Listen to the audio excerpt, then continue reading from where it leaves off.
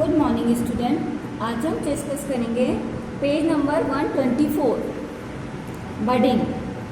Budding is a common in hydra. This takes place by the formation of bud. Bud are small bulb like projection form on the body of the animal.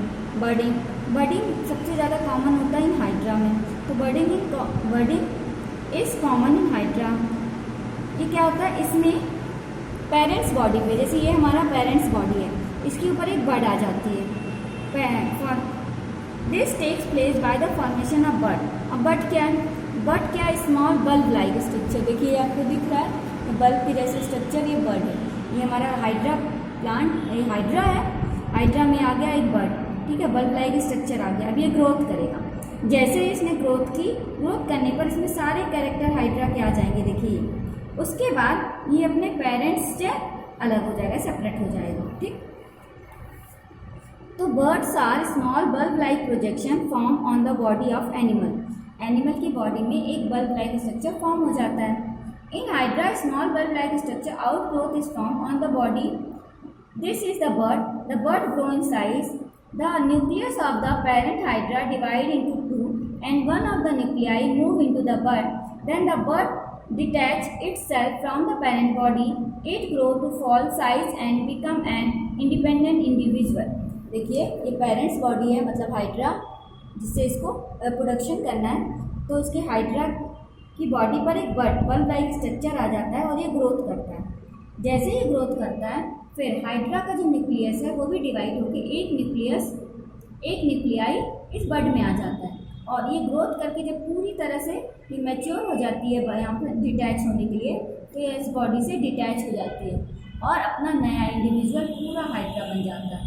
तो सबसे पहले एक बड like structure आया, फिर इसका nucleus divide होकर एक nuclei इसमें आ गया और ये बड हमारी क्या हुई, डिटैच होकर न्यू हाइड्रा बना ली। तो जिस बडिंग, तो ये भी एसेक्सुअल का एक प्रोसेस है। नेक्स्ट आया हम सेक्सुअल रिप्रोडक्शन में। This is the most common method of reproduction in animal. As mentioned earlier, two parents are male and female take part in sexual reproduction. Two types of reproduction cells called gametes are produced from reproductive organ of the two parents. Male parents produce the male gamete called sperm. Female parent produce the female gametes called ovum or egg.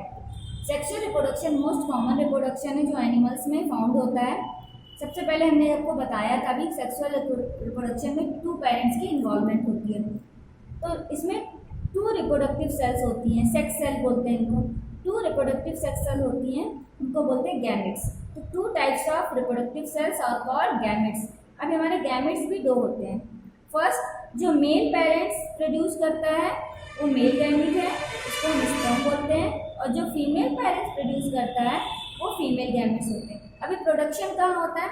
तो male gamete का production male reproductive organ में होता है और female gamete का production female reproductive organ में होता है। ये भी हम बताएंगे कि स्पर्म और ओवम प्रोडक्ट कहाँ बनते हैं, ठीक है, प्रोड्यूस कहाँ होते हैं।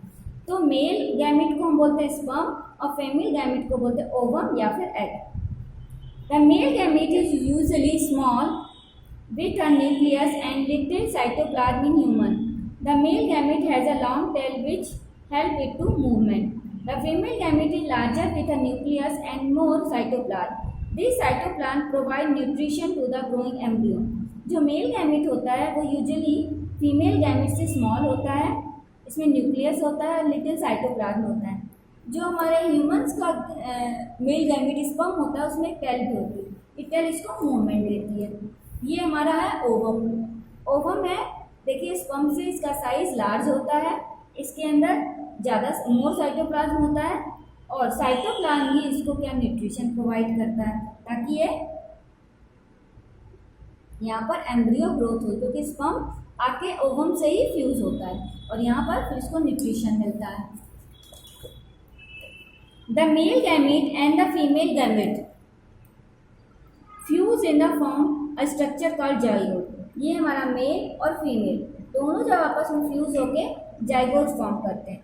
The process of fusion of male and female gamete is called fertilisation. मतलब मेल गैमीट और फीमेल गैमीट का आपस में फ्यूज होना it is called fertilisation. After fertilisation the zygote divide rapidly and undergoes growth in size, this is called embryo. अब जैसे ही zygote बना इसमें डिफ्रेंशिएशन शुरू हो गया, ग्रोथ शुरू हो गई और ये क्या बन गया, एम्ब्रियो। तो पहले गैमेट था, गैमेट में फ्यूजन हुआ तो जाइगोट बना, अब जाइगोट में ग्रोथ हुई तो एम्ब्रियो बना। Types of fertilisation. फर्टिलाइजेशन के कितने टाइप है? फर्टिलाइजेशन मीन्स क्या होता है, fusion of male gamete and female gamete. Two types का फर्टिलाइजेशन होता है, external fertilisation and internal fertilisation. अगर फर्टिलाइजेशन फीमेल बॉडी के इनसाइड हुआ तो इंटरनल, और फीमेल बॉडी के आउट हुआ तो क्या हुआ, हमारा external.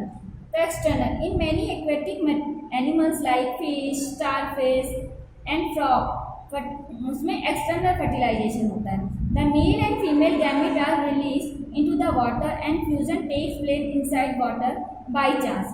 This type of fertilization in which the fusion of male and female gamete takes place outside the body of the female is called external fertilization. To ensure fertilization inside the water, a large number of gametes are produced and reduced at the same time.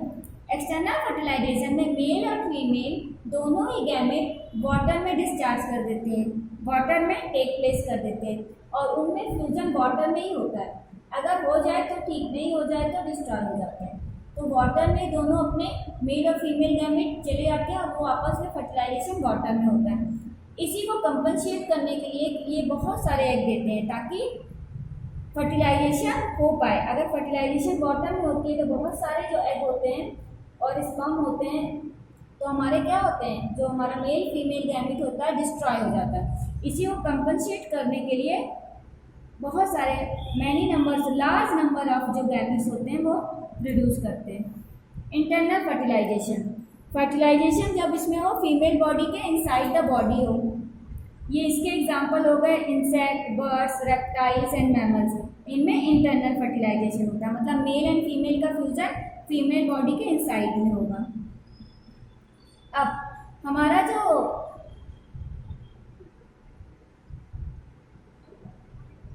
दो प्रकार के animals भी होते हैं, oviparous and viviparous.